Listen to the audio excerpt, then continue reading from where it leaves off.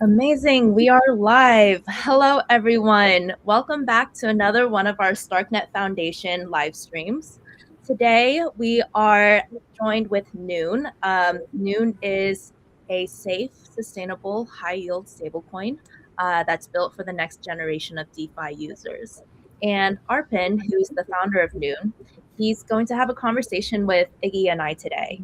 I'm going to let everyone give a quick introduction. Awesome. Do you want to? Sure.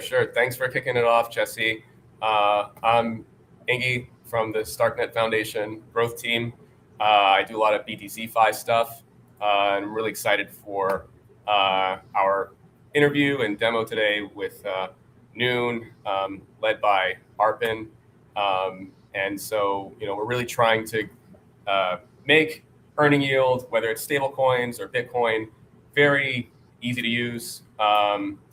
Rewarding, and with low friction and headaches. So Noon has been very instrumental in getting out one of our first vault strategies that are completely based on economic activity and earn very competitive yields on stablecoins as well as Bitcoin. So we'll get into that a little bit today. Arpan, feel free to introduce yourself. Yeah, I was gonna say we're earning a little bit almost too much yield right now, if that's a thing. So these are not necessarily always representative because of what's been happening, but again, in these kinds of markets, it's probably better to earn too much yield than too little yield, right? But cool, awesome.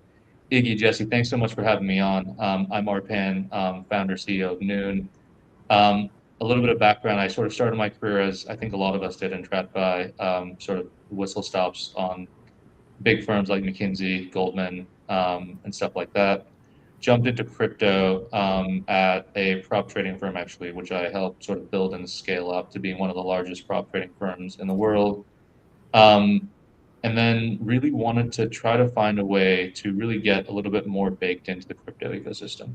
And eventually that's what led me to founding Noon. And we, again, aim to be, as I think Jesse and Iggy, you were kind enough to mention, we aim to be the highest yielding, safest, and most long-term oriented stablecoin in crypto. And honestly, the Starknet uh, partnership is, I think, a critical way of how we get to and start accomplishing as many of those goals as we can. So thanks for having me on, guys. Really appreciate it. And really excited to chat about Noon. Well, All thank right. you so much, Arpan. Yeah, Iggy. So I started sharing your screen, and today I really want to first start off with describing the background, like walking through our goals. So, Arpan, Iggy, can you guys walk us through, like, what was your experience working with Starknet? And Arpan, what was your experience prior, before even going live with Noon? Like, how did it shape your design decisions, um, especially behind like USN, SUSN? Um, yeah, let's just get into it because I think Noon is one of those projects that I see on Starknet as having so much potential of letting users earn yield, and not just like in a crazy risky way, but in a very safe and sustainable way. So yeah, just tell us more about what is Noon. Yeah, for sure. So when we started building Noon, we kind of saw a few of the earlier stable coins come out, right? Obviously, not just USDC, USDT, etc., but also guys like Athena. And we decided that we wanted to build a stable coin only if we could really add something to the conversation, to do something I think that was not just marginally and incrementally, but dramatically different and better. And so every single design decision we've made for Noon was made from the perspective of what is the right way to do things, right? So, and I can kind of talk about that along the three lenses that I mentioned, right? The three lenses that we really focus on is yield, safety, and sort of long-term focus. So from a yield perspective, we said we don't want users to have to really worry about their yields, right? Like today, when I think about what my portfolio is doing, or what some of my friends' portfolios are doing in terms of saving versus investments and all this kind of stuff, people still have to think about, okay, do I like cycle assets, right? From be it stocks to bonds to commodities like gold and silver, if you have that in your portfolio. We kind of wanted to go away from that. We wanted to say, hey, how do we simplify this for your average traditional user, right? Like my grandparents with no idea about any of this stuff. How do we make it really easy for you to get simple, high yields? So that was the first piece of it, which we really focused on. The second piece of it was around safety, right? Is how do we make sure that these yields are as solid, as safe as humanly possible, right? So we obviously stayed away from doing any of the exotic, opaque, very esoteric yield generation strategies and focused just on going into as many places as higher yielding, but really, really safe yield existed, right? And then the last piece was around long term. We saw a lot of projects, especially in the stablecoin space, be maybe not short term oriented, but at least being built based on I think, antiquated and outdated model of what crypto projects are like, right? Where you have a large portion of your project that is sort of creating value for investors, right? Anything from like 30 to sometimes 40, 50%. You have the team having like sometimes like a 30+% allocation, and you end up with a very small portion left for your users, who are, in my mind, the most important and the people who actually really move the needle the most for you. And we decided to kind of flip it on its head. So we decided to say, we're not accepting any money from external investors. We're going to be completely self-funded, and we're going to give up to 80% of our governance tokens back to our users, because to us, they're the ones who can really make this a success. So that was kind of the inception of Noon. That's kind of how we decided on these three pillars and to really focus on them. And yeah, hopefully we've been able to go a little bit of the way through that journey. Nice. How's the reception been, since launch? It's been really positive, but I think that as as with anything else, um, as you go through sort of these conversations, um, people always have a lot of questions, right? And sometimes it takes a while for people to understand the answers, but also to trust the answers. And I think that we've been making a lot of progress, especially recently, on some of those elements like trust, right? So one example that I always give is, because we're self-funded, that's oftentimes a little bit of a double-edged sword, right? So on one side, it's really good because we don't have to give any tokens away to investors, and we can give tokens to users. But that also means that we don't have, for example, when we list our governance token, we don't have a massive amount of sell-side pressure that is going to be sort of tokens that are being dumped on our retail users. But on the other side of it, a lot of users say, well, listen, we can't see like the big brand name VCs on your cap table, right? Like, how can we trust you? How can we believe you? So it's been a really, I think, powerful journey to understand how we can bring users along with us on that ride and make sure they understand that we're doing this in a very sustainable, scalable way. Jesse, as you were saying, it's not, reliant on governance token incentives to boost our yields to like crazy amounts, but it's all real yields. It's all been stable for the last year, no security incidents. And now I think, especially after sort of people have gotten over the stream and the elixir incidents in Q4 2025, people are really starting to get comfortable. So as you can see, we've had our best month ever, grown about 25% in January in terms of TBL. And I think we're about to have an even better month in February, which is amazing to see. As a That's founder, I actually really, really respect founders who bootstrapped, because it's actually much easier to take external capital from VCs and then, be able to honestly just ball out and build whatever you want, but not even really be thinking about the users. Because at the end of the day, investors operate like a business, right? What you said was, totally valid. Like if there's a lot of VCs on your cap table, you don't know when they're going to just end up dumping on retail. And so having this mechanism in place where you're like, I actually am coming to this as a founder who am a retail user myself, I'm here to be thinking about you guys. So I actually really respect that. And it takes, I think it's so much harder trying to build out a startup when you're bootstrapping. So really props to you.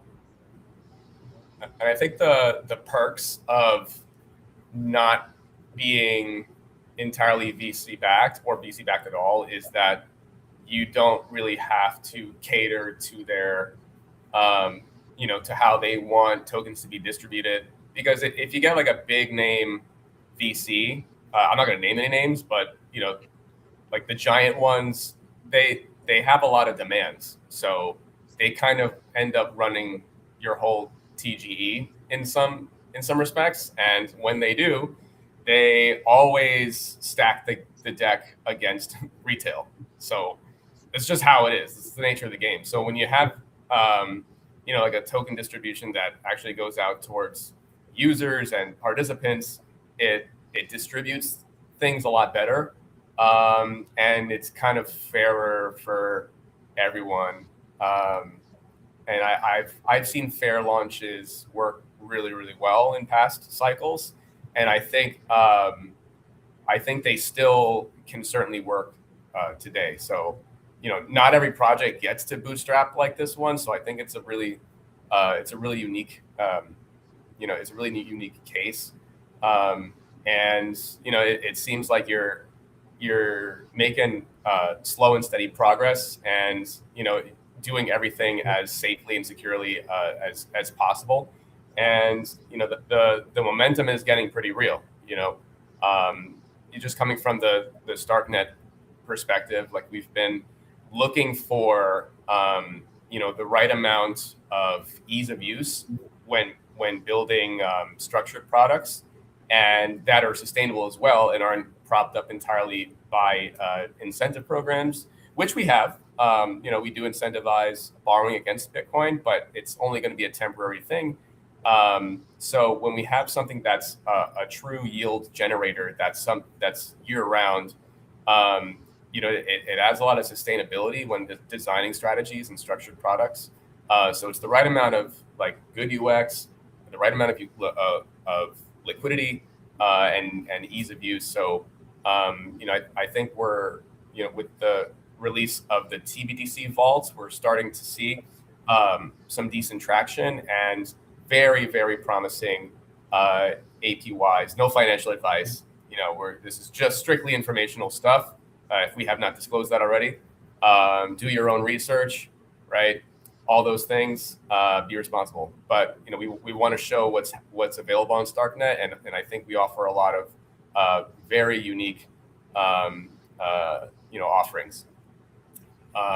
Yeah, so to piggyback on that, actually, so Starknet, I think the entire BTC-Fi campaign that you guys have kind of announced and are running was really a catalyst for us to think about how do we offer not just yields on stable assets, but how do we offer yields on other more volatile digital assets. And so the Starknet TBTC vault that you're talking about, Iggy, was actually the first time we launched a vault that was underpinned by a sort of a volatile digital asset like TBTC. And it's really exciting for us, right? Because our entire vision, as we've talked about, is to try to get a yield-bearing asset in the wallets of as many people in the world as possible, right? And again, like it's probably a little arrogant for us to imagine that we're going to be able to do that, but we just like to be part of that conversation and push that conversation forward because we think it's fundamentally a really important financial tool to have in everyone's repertoire. But that can't be limited to stable coins, right? That has to be limited. That has to extend to as many assets as possible. So BTC, and frankly, our friends at TBTC were the perfect partner to bring on to our first volatile asset vault on Starknet on Vesu. And yeah, as you can see here, we started testing this about a month or so back, and we're just kind of winding up the testing phase now. The returns, as I say, look suspiciously good. And the reason I say suspiciously is not because these aren't real yields. I think we should sort of emphasize that 19% is not including any governance tokens or governance assets or anything like that. It does have a small amount of BTC-Fi rewards that we've just compounded back into the vault, but that's maybe 1 to 2% of that. The vast amount of that is based on real actual appreciation in US dollar terms of the underlying assets. Now, the reason that it's so inflated now is because obviously over the last week, as the price of BTC has gone down, the denominator of the APY calculation has obviously decreased, therefore artificially, temporarily increasing the APY. But as you can see, our 30-day APY is still close to 10%. Our total APR on this since the beginning of time is close to 5%. So these are all market-leading APYs, which we're super excited about offering to the Starknet ecosystem. Yeah, it's incredible. I mean, I've seen a lot of incentive programs from different Bitcoin layer twos and these staking projects. They're throwing away incentives and they're temporary. It has its perks because it brings in like new players and new institutions into DeFi. And what's cool about incentives is that if they're freshly minted assets, they're not commingling with non KYC users. So if you're like a 10-figure institution that can't really touch like non KYC assets, getting incentives is actually like a clean way to do it. But it's just not sustainable. You can't rely on that forever. No ecosystem can just give out free money at all times. So to find it just takes a little bit of creativity, to combine, different ingredients into a one-click product that, sometimes can spike up to even better than what people are offering with incentives. It's really impressive. And so if a user is coming into this, they see the number 19, and the first thing they'll ask is like, okay, I put the money here. What actually happens when I put the TBDC? Well, what is the process that takes me all the way to this extraordinary APY? Yeah, really good question. Let me walk you through all of that. Before I do, let me just make sure it's very clear. So this vault retains your exposure to TBTC, right? So entering this vault doesn't mean that you suddenly lose your TBTC. This yield is always Okay. going to be on top of your TBTC, but your TBTC will always stay TBTC. So it'll be as volatile as the underlying price of BTC is. So back to your question, Iggy. So what do? So we take the TBTC you deposit, and yeah, you can see all the positions and everything there in Vesu. It's very transparent. But we take the TBTC, we then deposit it to a Vesu lending vault, use it as collateral, and borrow USDC against it at a very conservative 50% LTV. And at the very end, I can talk to you about like exactly what our scenario analyses are, what happens in sort of big downturns like yesterday, like TLDR, nothing. We're all very, very good at the operations that we do. But we borrow USDC, and then we take that USDC and we convert it to our yield-bearing stablecoin SUSN. And then what we do with that SUSN is the same ways what we did with TBTC. We deposit it again into lending markets and borrow USDC against it and bring it back to SUSN in sort of a full SUSN leverage loop.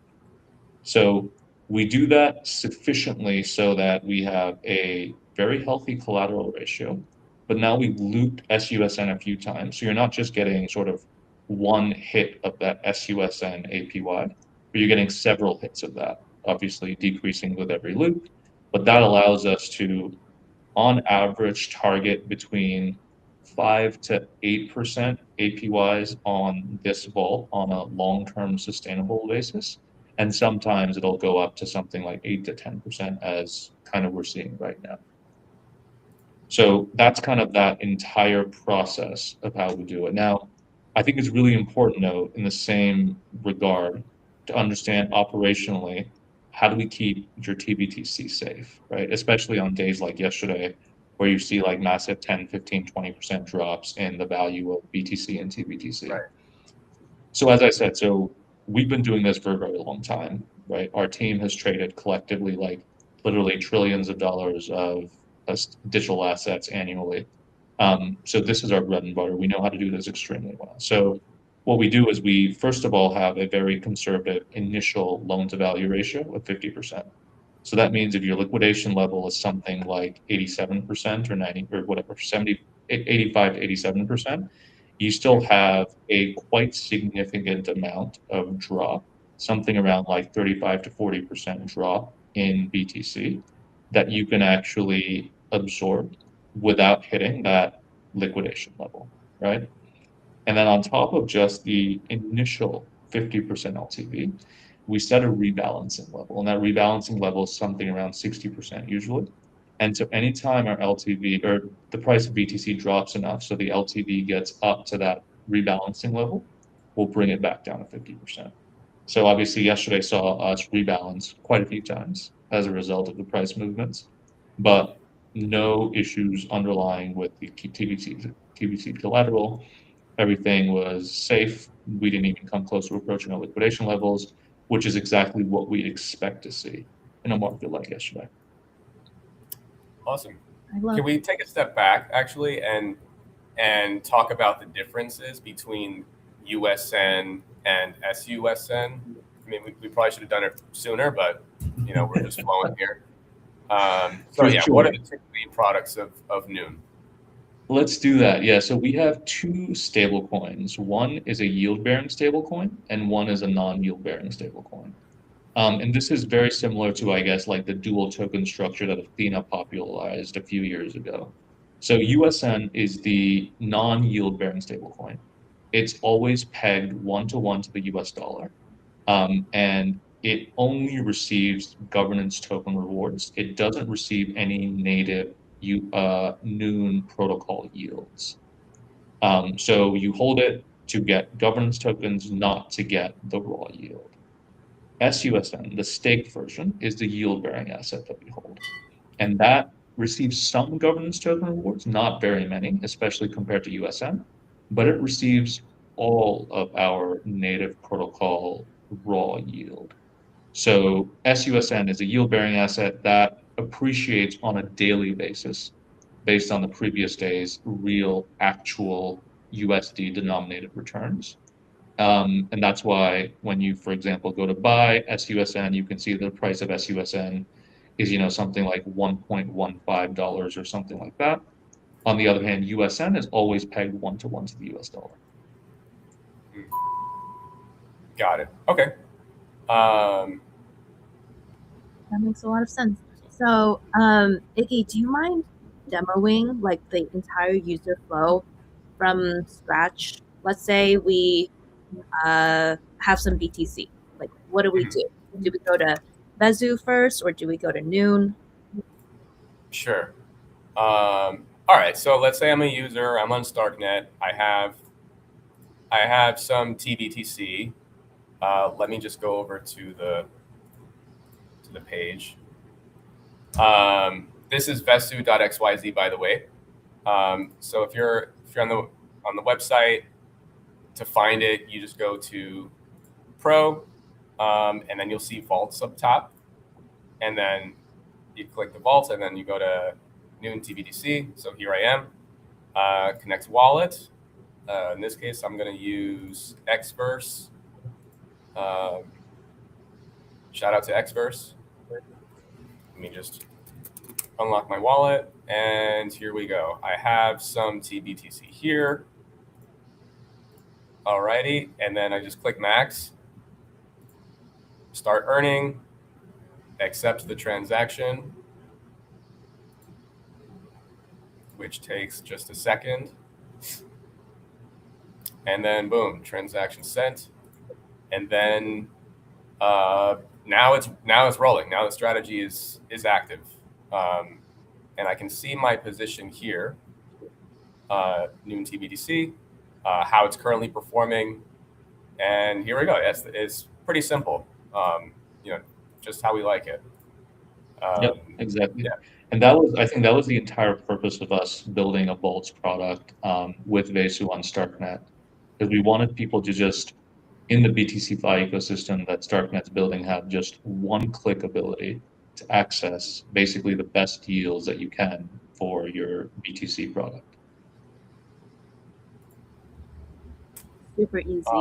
Uh, And do users even need to like worry about, them holding, um, I don't know, like any of the, sorry, the USN or the SUSN? They don't have to worry about Not it at all. Not for this vault in particular. So this is specifically for like a TBTC user or a TBTC holder who wants to get yield on top of their TBTC. For that, you don't even have to touch USN or SUSN. If you just put the funds into the vault will do the rest for you. And that's exactly why we say it's one click exit, one click entry, as simple as we can make it for users. Because frankly, we all have better things to do than worry about this kind of stuff, right? yeah. And I think if you were a user on Ethereum, and let's say you had some tether, to go even further back, you probably go to this page. If I'm correct, you choose which asset on which chain. So in this case, it's Ethereum. You would send the stablecoin, and then if you wanted to get SUSN, I think that's the entry point for the yield strategies on Starknet for like looping SUSN. So this would be how you get it on Ethereum, but I think you can also I think this integrates Starknet as well, right? So I could Yep. connect my wallet here. Yeah, for example, I can connect Bravos, and I would be able to, just to show how it looks. So I'm connecting my Bravos wallet. I can choose the Starknet chain. Right, Starknet, Bravos wallet.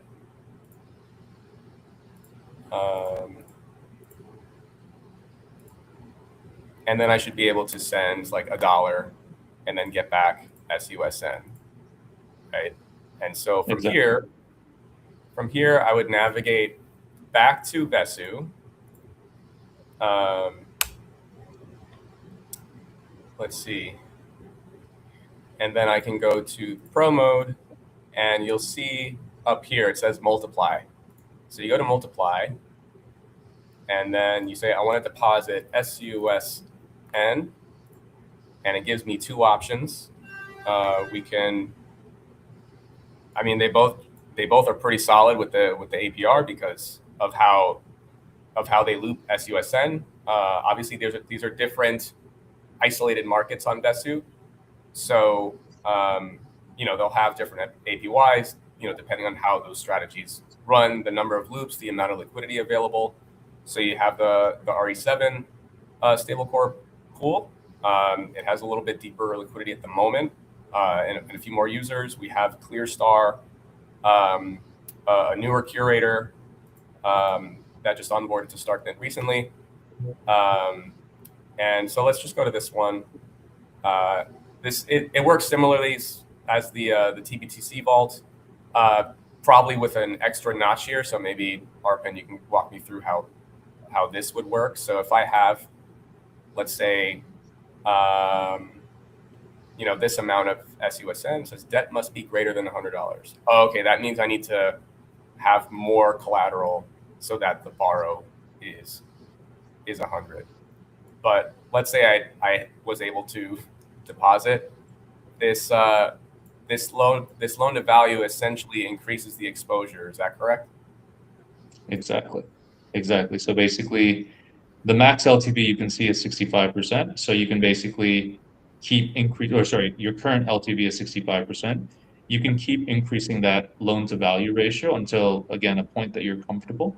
And as you increase your LTV, your APR keeps increasing, right? Now, Obviously, for volatile assets, you don't want to increase your LTV too much. But for something like SUSN, again, obviously not financial advice, do your own research, but internally, whenever we talk to LPs who run these strategies, we've heard that they're very comfortable raising the LTVs quite a bit because SUSN isn't super volatile.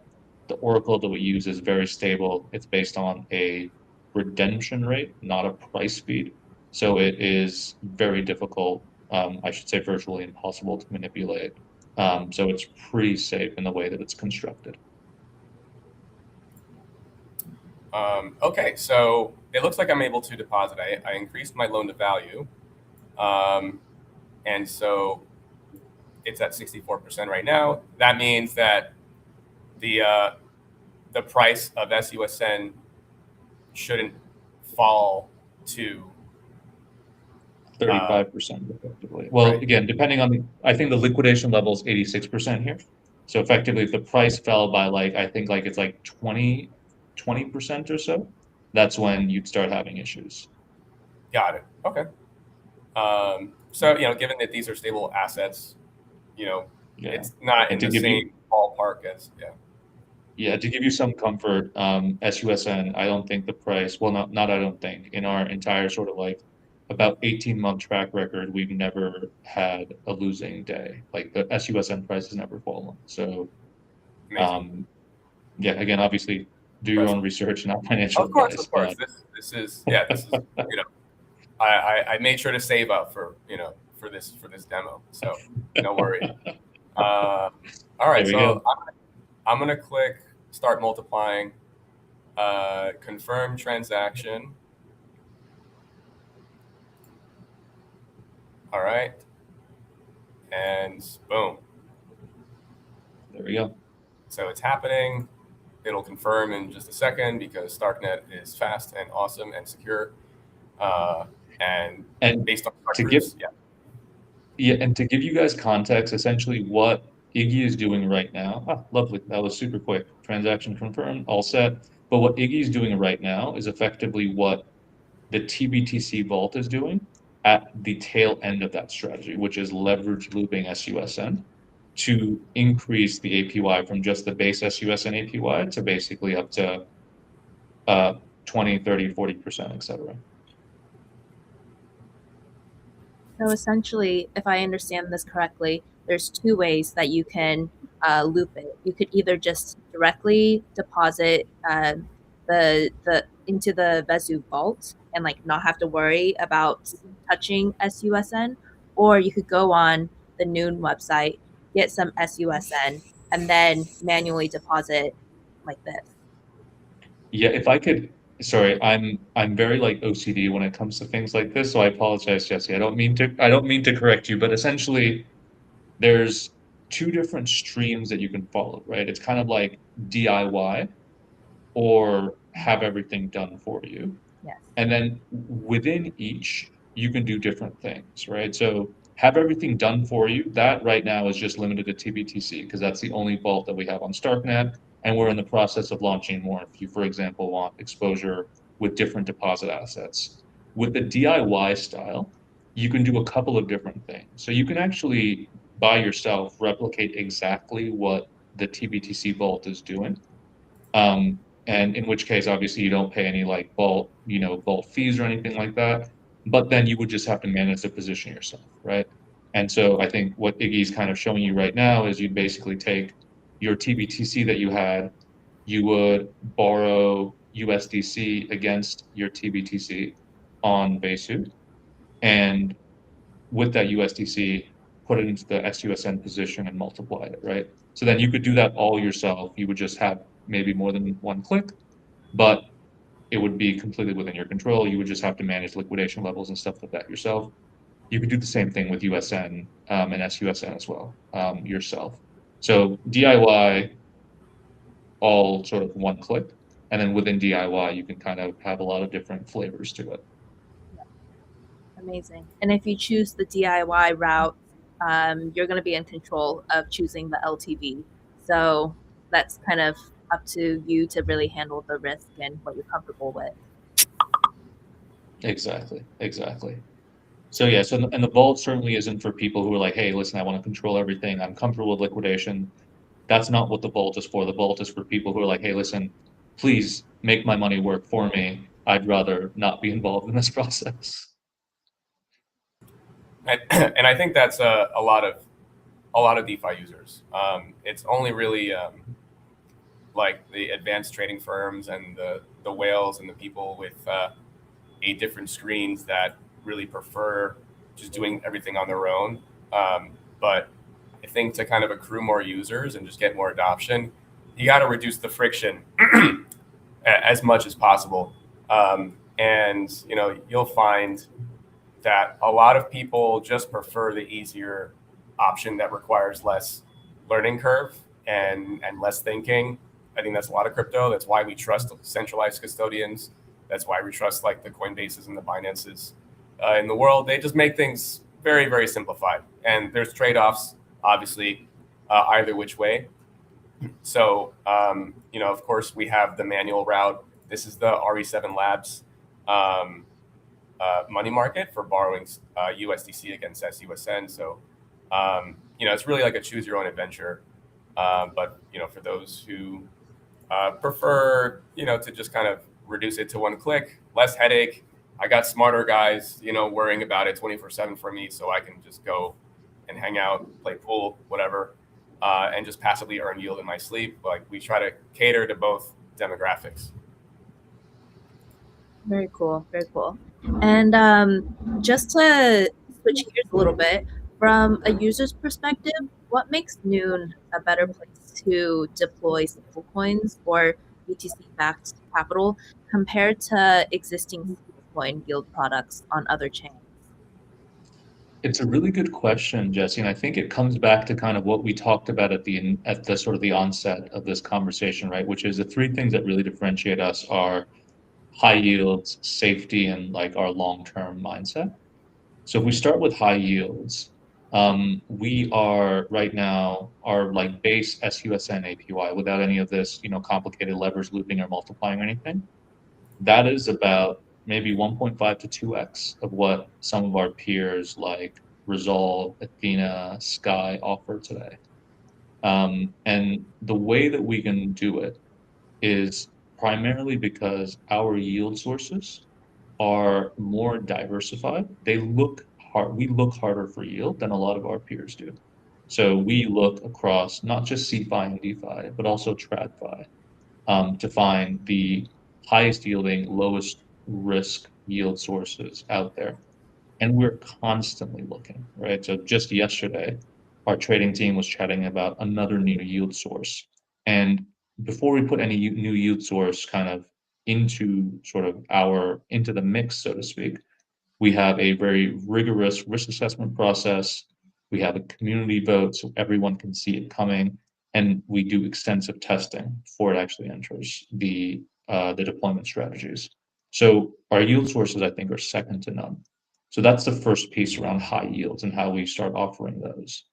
The second piece around safety is, I think, becoming more and more of a sort of a topic in the stablecoin space. I remember kind of 6 to 9 months ago, literally, there was barely any attention paid to safety. Everyone was just, hey, how are your APYs? How fast are they growing? How high is your TVL? How fast is it growing? And safety was kind of like a distant second or third to that. But now with stuff that happened last year with Stream, Elixir, we're really seeing large institutions and retail investors start to ask a lot more questions about safety. And I think the reason that we are much more safe than practically any of our peers, it starts with that rigorous risk assessment we have for any deployment strategies. It goes into a very layered approach we have to insurance. So we know that, we're a smart contract, or we're a smart contract protocol. We deploy into DeFi, which has smart contract risks. Because of that, we need to make sure that we insure ourselves as much as possible. So, for example, all of our DeFi deployments are insured by Nexus Mutual, one of the largest and sort of most secure insurance protocols in crypto.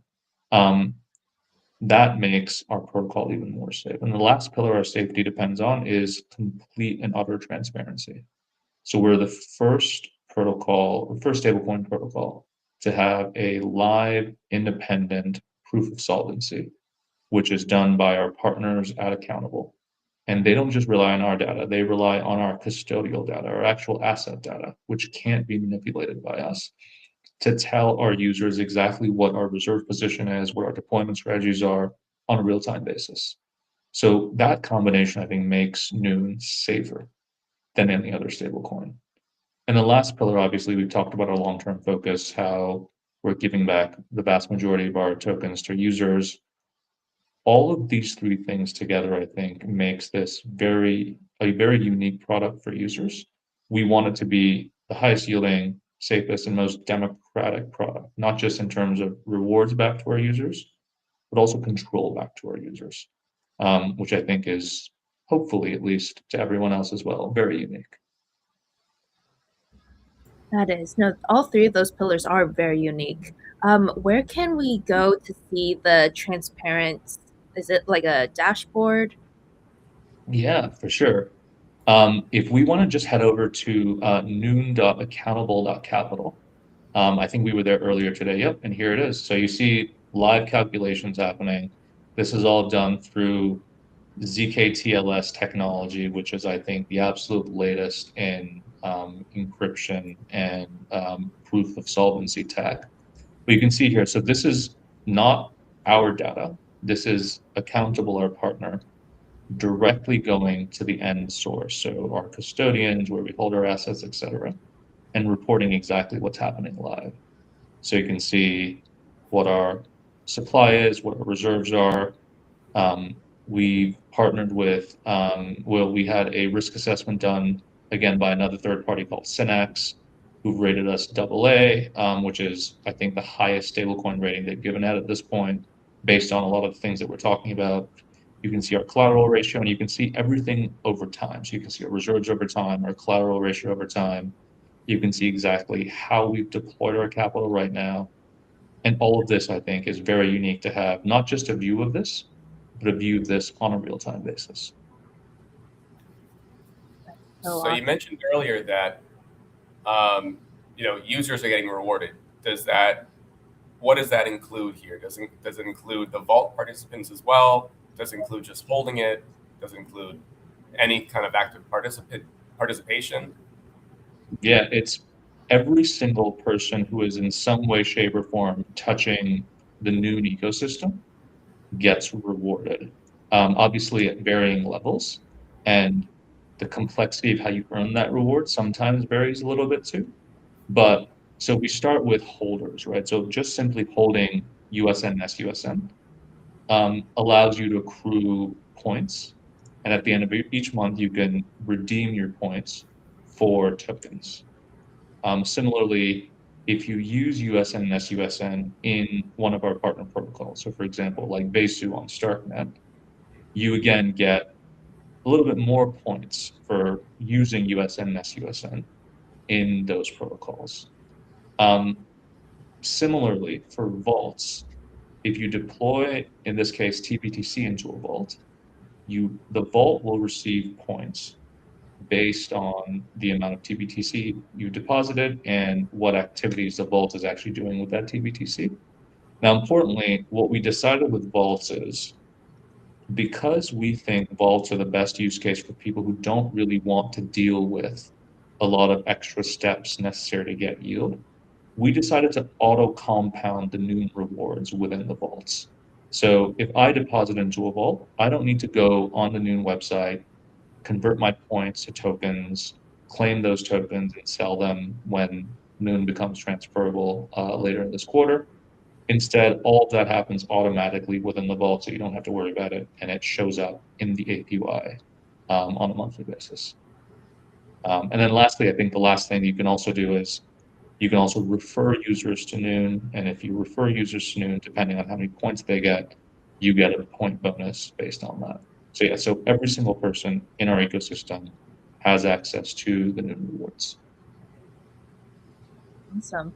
And looking forward into the future, are you guys planning on coming out with other wrapped BTC assets? Yeah, we are. We are. So we are in conversations right now. Iggy, I don't know. I'll leave you to sort of tell me exactly how much we can tell about how much we can say about this. Well, we're I in mean, yeah, conversations. the floor is open. Yeah. Love it. Okay, cool. So we are going to be one of the first vaults in the new Starknet Earn portal that's going to be launching shortly in the next week or so. And we're going to have a WBTC vault there.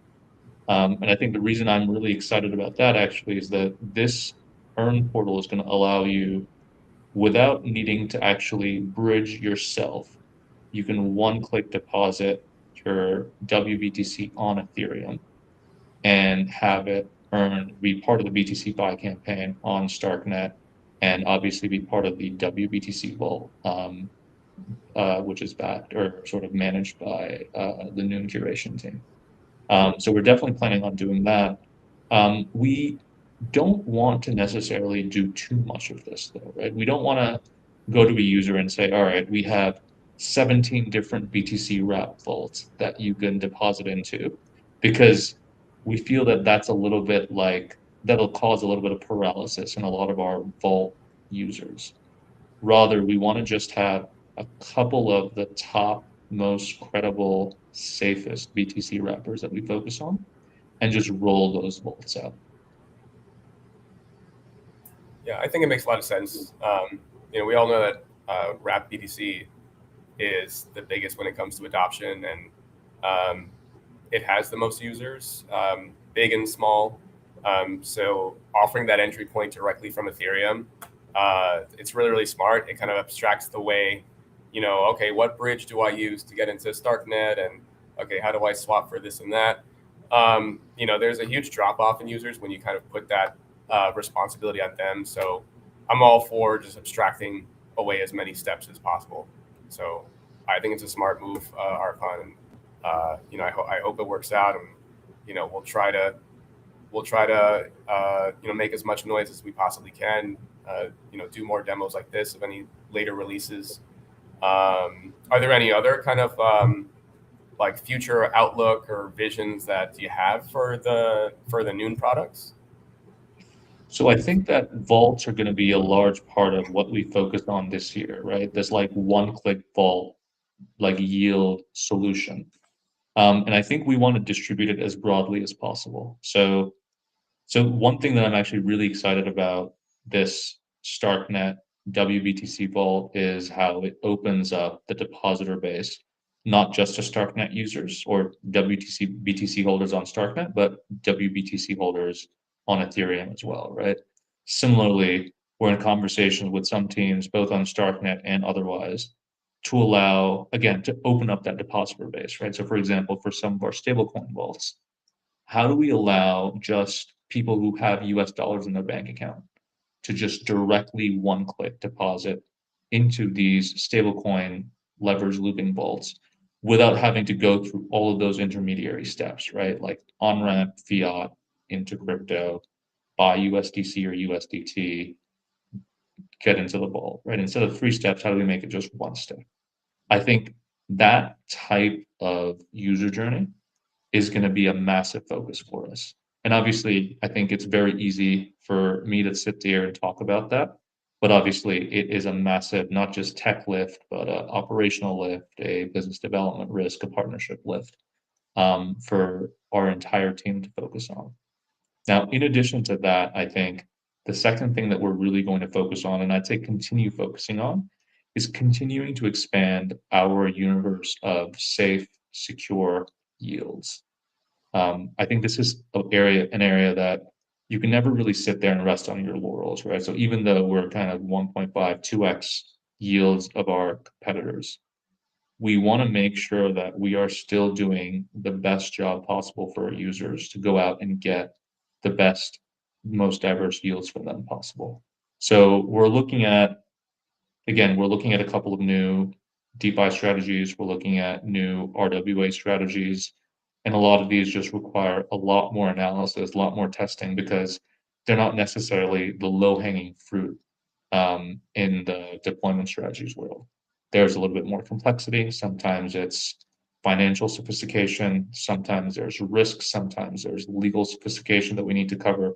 So we may have a little bit longer between new deployment strategies that we bring to our governance forums, but we're really, really excited about getting a few new deployment strategies out there and added to our basket by end of this year. That's super exciting. I'm looking forward to seeing what other baskets you come out with, especially because I am not a complex DeFi user. So I really need these vaults to be like as easy as possible. And very last question. I'm so curious, like, what is your dream 12 to 24 month user adoption TVL or whatever metric you use? Like, what is your, target number? That's such a great question. It's also such a difficult question to answer because I think we're the type of team that has really, really lofty ambitions. So I think by the end of this year, we would love to see our TVL get to between 500 million and a billion. We think that'll be a great place to start getting us into some of those conversations that we really want to be into with some of the larger distribution partners in the TradFi world. Because I think that's where to really make significant progress towards our goal of getting a yield-bearing stablecoin, preferably ours, in every person's wallet, we need to start working across both Web3 and TradFi. So getting to that kind of like 500 million to $1 billion number is going to be really important for us by the end of this year. In terms of users, I think we always want to get to as many users as possible. I think ideally we'd be above 10,000 users by the end of this year, maybe even 20. But I think both of those numbers are aspirational. We want to try to get as close to them as possible.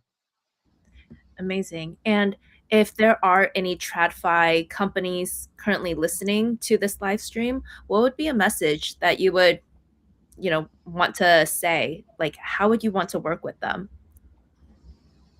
So I think the really cool thing that crypto can offer TradFi companies is easy, seamless access, right?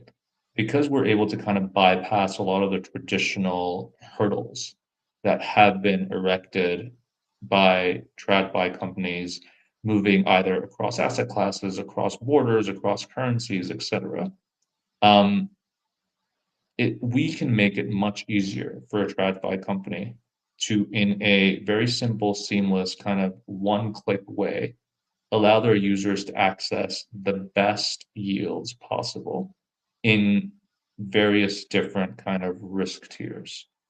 And so for TradFi companies, and again, we're already starting to talk to some of them, even though we are, I think, very early in the journey to be able to do so.